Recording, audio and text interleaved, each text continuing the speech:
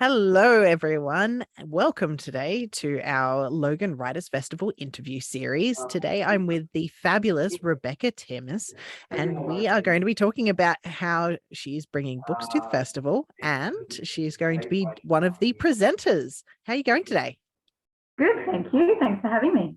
Oh, you are so welcome. I'm so glad we finally got here. We have had non-stop tech troubles, honestly. I feel like meeting in person probably would have been easier in the long You run. probably would have, yeah.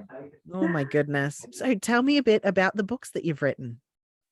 Yeah, so this is my junior fiction series, MerTales.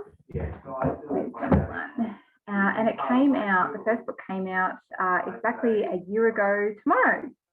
Oh, So these wonderful. are books for the 6 to 9 year old range, lots of illustrations.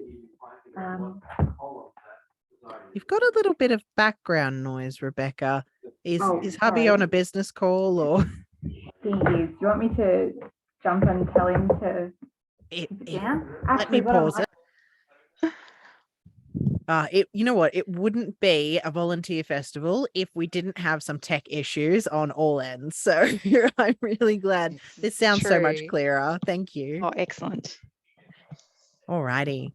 Now, please pull your book back up because that looked so cute. I saw them last year because you were a stall holder last year, but this year you're actually Yes, that's speaking. right. Ooh, so can we see? Oh, So that's so cute. I love the design. yes.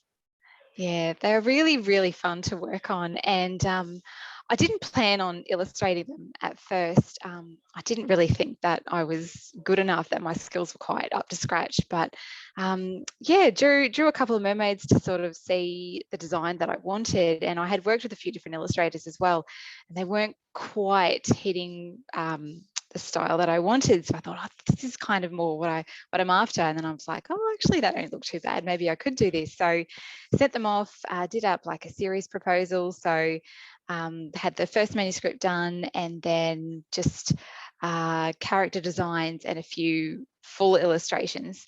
And yeah, sent them off, and a couple of publishers were really happy. So got a few offers, and yeah, then 12 months after that, the first one came out. So it's been a huge journey. I wrote and illustrated all 4 books in 12 months. So yeah, it was pretty crazy, but lots and lots of fun. There's lots of dad jokes in there, and wordplay, and everything's amazing and fantastic. So I've been absolutely mermaid obsessed for the last couple of years. So it's been pretty crazy. Oh, that's one. I love mermaids, to be honest. Like I didn't actually watch the Little Mermaid movie as a child. I watched the TV show, and I it was loved that.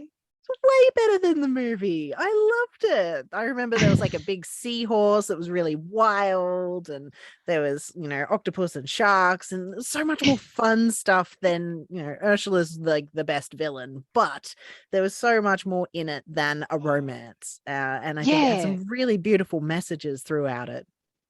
yeah, that was a great series. I remember watching that as well. Now, where did you get your inspiration from for all your mermaids? Do you just love mermaids in general, or did this Yeah, kind of I've grow over always time?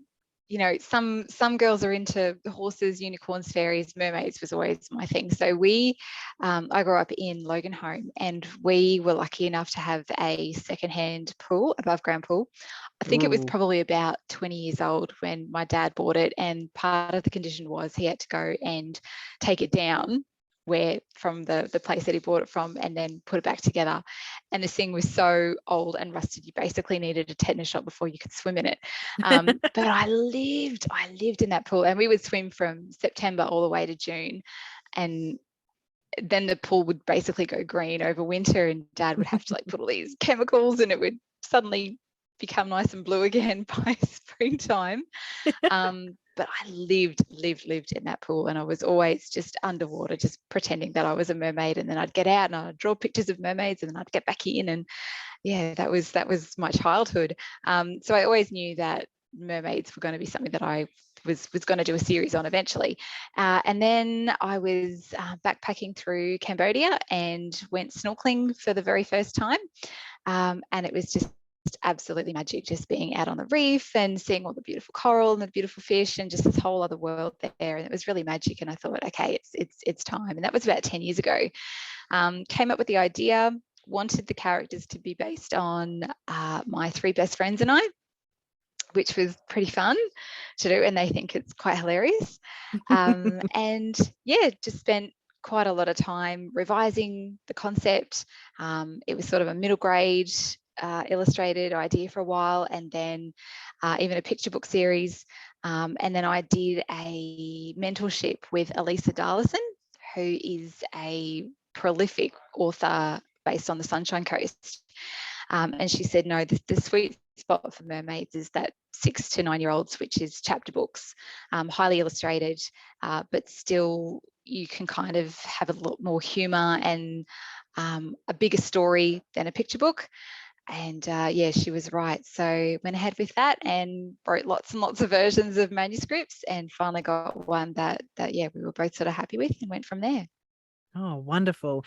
People don't realize how much work goes into books behind the scenes. So it's not just you write it and suddenly you have a fully published work, but the revisions, the testing it, going through people and getting their opinions on it, and then revising it again, and making it what, like, a lot of people can see what you want it to be, but you can't see the forest for the trees. So having a second opinion is really important. Being able to take that Absolutely. feedback, so important. Yes. Yeah. Yeah. So the mentorship was probably the best thing that I ever did. And one thing that Elisa did say, she said, you obviously write a lot of middle grade because that's where your voice is, but you need to relearn how to write for junior fiction, how to write chapter books, because it's a whole other ballpark. So I did go and do another course through Australian Writers Centre, which is writing for, I think it is just called Writing Chapter Books for 6 to 9 year olds. And that's by Leslie Gibbs. And that was just amazing, talking about the difference when you're writing for different age groups, how to write for junior fiction market, the type of sentence structure to use, your vocab, you know, what's okay and what's not okay, how far to push your humour, that kind of thing. So that was absolutely invaluable. Oh, fantastic. Again, people don't realize what goes into that sorts of things. It's so good to hear it from someone else who's actually done it. Yeah, the finished product is the absolute tip of the iceberg. So it's funny when people say, oh, you're so talented. And I'm like, God, it's not talent. No, It's just hard. Yeah. It's just hard slog work. 10,000 hours to get this talent. So thank you. Yeah, thanks. That's right. Yeah. Oh, that's fantastic. And you have merchandise as well that go with your books, don't you? Yeah, I do. I can't do anything by halves. I have to go whole hog. So I've got notebooks, these really beautiful enamel pins to go on school bags and that kind of thing. And they're all glittery and pink, and stickers. And I've just got notebook bookmarks printed because I designed a game for the books for mobile. So it's got some QR codes on that. Yeah, so like I said, I can't do anything by half. So when the publisher was sort of saying, oh, what can you do to help us market the book? I was like, oh, well, I've got skills in web design. I was thinking of an app, and they're like, oh, an app sounds really cool. And then I kind of went away and realized, okay, I'm actually going to have to learn how to make an app. Oh my gosh, School holidays, you can tell. The lounge turtle. So he cute. does look like that. It's like, get a jumper on if you're cold, but no, that's wearing the couch. Put a lounge on. Oh, I love it. I love it. Kids have so much personality, and it's just out of nowhere a lot of the times. Like you look at them and you're like, why did you think that was a good idea? I think it's hilarious, but I never would have thought of that. We have great conversations being that way. So really is he your only son? No, so between us, my husband and I have 3 boys, so they're 11, 5 and 3. Oh, adorable. Yes, and great for market research too, to say, hey, what do you guys think of this idea? Do you like this one or that one? And yeah, it's very, very convenient. How do they go with the mermaid content? Because I know that's not typically marketed to boys, but I also know there's been a big swing lately for boys wanting to do stuff with mermaids. Yeah. Surprisingly, they were quite well entertained. So the oldest did sort of sit on the floor in my office the day that the first one came out, and read it all in one hit, which is pretty easy for him because he's a voracious reader. But he was Excellent. giggling away at all the little jokes and puns and the dad jokes and things. So I thought that was good. And then Luke, so the 5-year-old who just booked in, the turtle kid. The lounge turtle. Yeah, the lounge turtle. There's a book in that. He loved reading them at night, and because he's so used to picture books where you read the whole thing, the concept of we just read a couple of chapters and every chapter ends with a chapter hook, he was sort of like, okay, well that's it for tonight, we'll read some more tomorrow. And he's like, no, I have to know what happens. So surprisingly entertained. But I do actually get a fair few messages from parents saying that, you know, their sons loved the books, and they're waiting for the next one and that kind of thing. Aww. And that surprised me, but in such a good way. Yeah. No, I love it when they break down those sorts of things, because when something's enjoyable, it just should be enjoyed. And I don't think it should really have a gender attached to it or be forced on or away from someone. If someone's going to like something, just let them like it. Yeah, that's right. It can't create any harm. It's a wonderful thing. So, yeah. And honestly, girl stuff is so much more fun sometimes. Stuff that's especially when you've got, so many great dad jokes in there. Yes, absolutely. Do they cringe or do they giggle? I feel like when they hit puberty, they start cringing. Oh yeah, That's the absolutely. first sign. Starting to see some of that chewed creeping in now. So that's I think that's when you've got a teenager, when they stop laughing at your dad jokes and they start going, Mom. Oh, that hurts. But deep down, I still reckon they're laughing. Yes, you know what? They're just not letting themselves laugh. One day they'll come full circle and start laughing again. So, what will you be talking about at the Writers' Festival in September? Right, so I'm going to be taking people through exactly what it takes to write junior fiction. So we will be looking at some technical things like the sentence structure, that kind of thing, what sort of themes are appropriate. And I guess a lot of writers are quite accustomed to, say, picture book writing or middle grade, but junior fiction is unique, and we'll be looking at why that is, and talking about even illustrations and how to write your illustration notes, and how the illustrations are different in a picture book compared to junior fiction, because in junior fiction, you can still have quite richly illustrated texts, but the idea is these are books that readers are reading on their own for the first time, compared to picture books, they're being usually read to by an adult.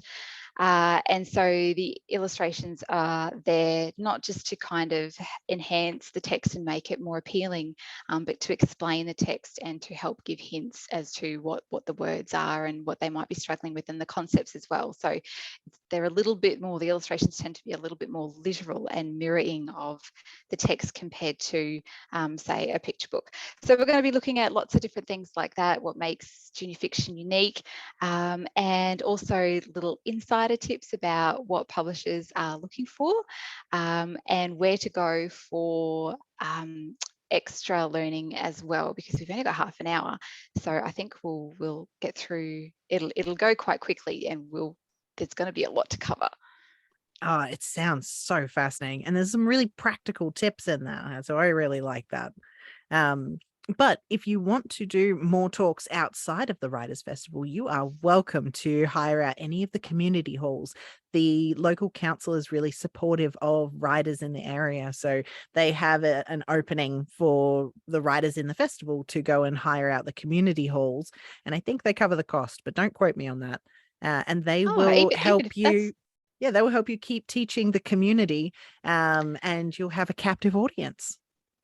Yes, and I love to chat, so that sounds great. But that's me too. Really encouraging.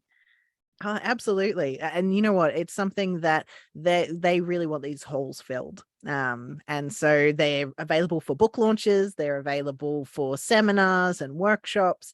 And sometimes I think they might even just be available for writing groups as well, if you don't want to be in the libraries, or if the libraries aren't open on that day. Yep, So yep. yeah, there's a lot of things to access so that you can keep doing these talks, especially if the people in your talk get your email and they really want more, which I'm pretty sure they will, because it's such a it's not a topic people talk about very often, or talk about very well, but I can tell that you have just dived into all of the knowledge surrounding this and just kind of, you've got it all tucked away. So I can't wait to Ready to hear what share it you into the world. it's like a cocoon turning into a butterfly. Uh, uh, so I think that'll be really valuable, because also it's kind of an age range that doesn't get enough literature and doesn't get enough fresh literature in it. A lot of the old stuff gets rehashed, and so it's really good to see people writing in that age group.